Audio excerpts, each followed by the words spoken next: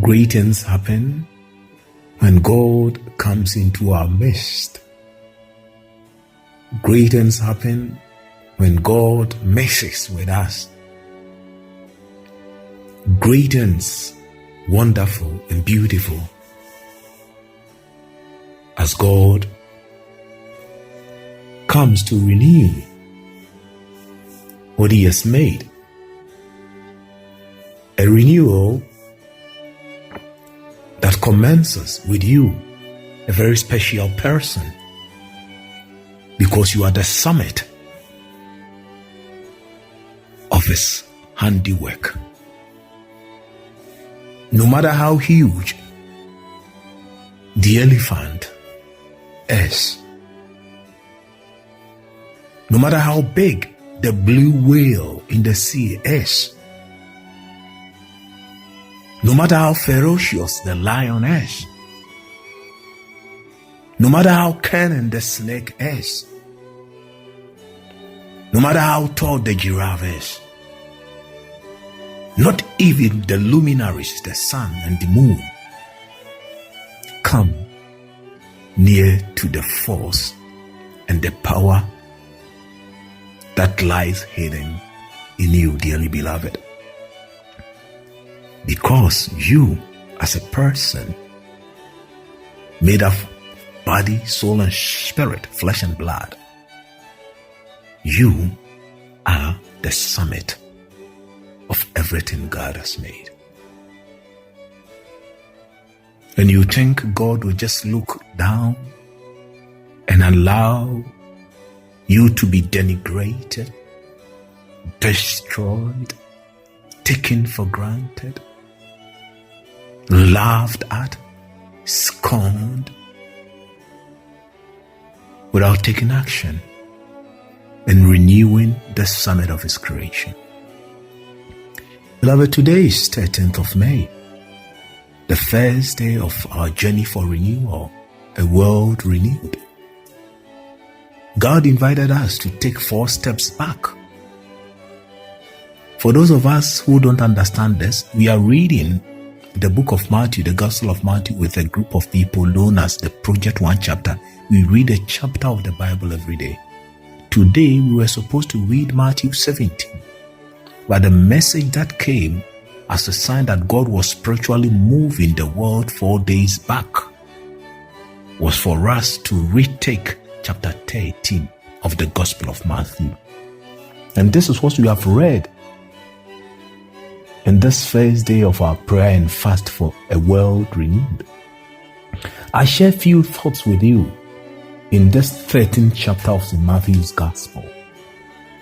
I wish you could make notes, go over this chapter again, and let God continue to reveal to you the hidden elements in this wonderful chapter. Beloved, Jesus, we are told in chapter 13, leaves home and goes to the lakeside or the seaside. Then he sees a huge crowd around him. Then he gets into a boat. Then right from that moment, he begins to speak to them. Then he says in verse 4, 13:4, a sower, that is a man, went out to sow. With seeds, some fell on the path, some on rocky grounds, some among thorny soils, and the fourth group of seeds fell on good soil. The first lesson, as I sat before the Blessed Sacrament at 3 p.m. during my prayer, was this. Indeed, dearly beloved, as priests, those of us as priests, we have read and preached this 13th chapter of Matthew so many occasions. But today, for instance, the message I had is different from the several occasions that I've preached this 13th chapter. And this is what I share with you. And I pray that even after this short message, you have time to go over the message again, and especially God's word in Matthew 13. We have 4 types of soils if you wanted. The path, that is a place set for man to walk. Then a rocky soil, then a thorny, like soil filled with thorns, then the rich soil. The first thing we note is that there is a movement from bad to worse. If you look at the description, that's the first message that came to me. The Lord says, Louis, can you see a movement from bad to worse? I said, no, Lord, let me go back to read it again. So I flipped my Bible backwards and I said, yeah. I said, the first seeds fell on the path, then quickly bears came to devour it. So that is the path, like there is no protection, it's exposed. So quickly the birds came to eat it, devour it. Then from the path, we went to rocks. Soil that is full of rocks. Also not so good. Then the rock or soil that is filled of thorns. So you see that movement. An open space, the footpath. Then to a soil that is rocky. Then to a soil that is thorny. That is the movement from bad to worse. If that fair soiled land was exposed, it cannot be compared to a rocky soil. And the rocky soil cannot be compared to a thorny soil. So it's bad. If that land was exposed, it cannot be compared to a soil that was filled with thorns. Because the thorns in the midst of it wouldn't give the soil a breathing space. So you see a movement from bad to worse even in these soils. Then the fourth one, of course, is the fertile, the most excellent of all, the excellent of all, the fertile soil. That is the movement. Then look at the elements that we see attacking the seeds. We have birds feeding on the seeds that fell on the path. Then the sun scorching the seeds that fell on the rocks. Then we have thorns choking the seeds that fell on the thorny soil. Dearly beloved, ordinarily, these elements are not bad. Birds are not bad. The sun is not bad. Thorns are not bad in itself. In fact, in other biblical references, these three elements, birds, sun, and thorns, serve good purposes. Why is it that in this case, in this parable, there are 7 negative purposes? That is something that crushed the seed, which is good. We know in 1 Kings chapter 17 verse 4 that Elijah, the prophet of God, was fed by ravens, by birds. But here in Matthew, we see birds causing destruction. So in the Old Testament, birds came to the assistance of man, Elijah, by giving him food, but the birds were sent by God. But in this context, we see birds destroying that which was supposed to give man a means of sustenance. 2. In Genesis 1:16, God created the sun to govern the day. His sun shines on the good and the bad. Matthew chapter 5 verse 44. Why is it that this time in Matthew 13, the sun is scorching the seed? Oh, the sun that was to govern the day, that it was to serve a good purpose, is now serving a bad purpose in destroying the seed. Third, we read in John's Gospel chapter 19 verse 2 that the soldiers will make some crowns out of thorns to put on the head of our Savior Jesus Christ. They thought that they were making fun of Christ, denigrating him. But for us as Christians, believers, it was that crown that set Jesus apart the 2 others who were crucified with him. In crowning him, they thought they were making fun of him, but rather they were affirming who Christ indeed was. He was the King of the universe. Not only the King of the Jews, he was the King of the universe. So you realize that thorns, sun, and birds could serve good purpose, but in this parable, they serve evil purpose. The 2 lessons for the soil and the elements that are targeted are this. No matter the seeds that went waste, that is the seeds that fell on the path, the seeds that fell on the rocky soil, and the seeds that fell in thorns, we realize that there was an extraordinary harvest in the seeds that fell in the good soil. The message is clear. You might have lost because of the seed that fell on the path, the seed that fell in rocks, the seed that fell among thorns. But the bounty received from the seeds that fell on the good soil covers all the loss previous loss. Let me put it that way. So the last soil produces an extraordinary abundance. Dearly beloved, no matter the losses you've made in the past, no matter the losses this lockdown, this virus have created, God's renewal is to lead to a supernatural abundance. No matter what you might have lost in these three forms of soils, the fertile soil produces something that will cover for the loss in these three soils. Then concerning the elements that cause the destruction, as I've already intimated, they are not always bad elements, but in this case, they serve as agents that cause destruction. Beloved, moving on, that is the message we will see in the other parable that Christ gives concerning the man who goes to sow a good seed, then goes to sleep, then somebody else comes to sow bad seeds among what they had done. We read in chapter 13, verse 24 following. He says, "The kingdom of heaven can be compared to a man who sowed good seed in his field. While everyone was asleep, his enemy came and sowed weeds among the wheat and left." It is a man who did the sowing, and it is an enemy who came to plant weeds. The timing for the sowing of the good seeds and the weeds are similar.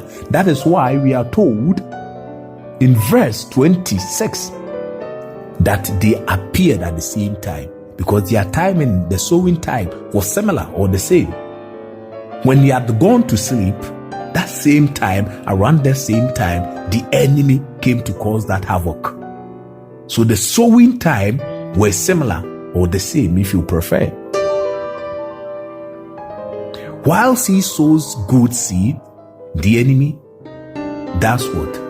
Infiltrate with evil, with weeds. Then come his servants, the owner, the servants of the owner of the good seed, and say, "Sir, is it not good seed that you sowed? Why these weeds? Where did they come from?" This tells us that it was the man who did the sowing and not the servants. Was it not good seeds you planted? Where from these weeds? The man knew who had caused it, but the servants didn't know. This is an enemy had done this. Then Jesus goes to explain that it is God who does the sowing, and the enemy represents the devil. So the servants represents us ministers of God, every Christian. God knows that it is the enemy that has infiltrated the system, but the servants who came didn't know it. The reason why the man wouldn't give them the opportunity to take out the weeds, because in attempting to do so, they would have taken the good seeds because they didn't plant it. It is not man or any pastor, any man of God who planted the good seeds, the Christians in this world. It is God himself. That is why it is only God alone who has the eyes to see those who have infiltrated the system. Dearly beloved, it is not uncommon these days to find political powers nations sending men and women to infiltrate other nations to learn their technologies. Even in the Christian churches, Christian denomination, It shouldn't surprise us that evil men can infiltrate the holy church just to cause scandals. But I have no authority as Cecilia Adu Poku. If you have no authority as a child of God to destroy these people, it is God himself who fished them out. These recent happenings, their words, their teachings, bring them out. We come to know that these are really people who have infiltrated to cause scandals in God's holy church. Beloved, as I said at the introduction, you, all of us, we are the summit of God's creation. God wouldn't allow these evil men who have infiltrated to destroy his holy church.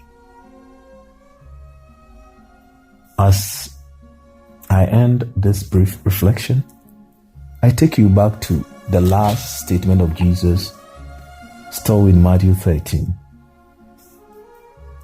when he goes to his own hometown. He visits Nazareth. 13:53. When Jesus had finished these parables, he left the place. He went to his hometown and told the people in their synagogue. And they were amazed. I'm using the Good News Bible. And said, where did he get this wisdom and these special powers? Is he not the carpenter's son, his mother Mary not here, and James, Joseph, Judas, Simon, and his brothers? Where and his sisters living here with us? Where did he get all this? And so they took offense at him.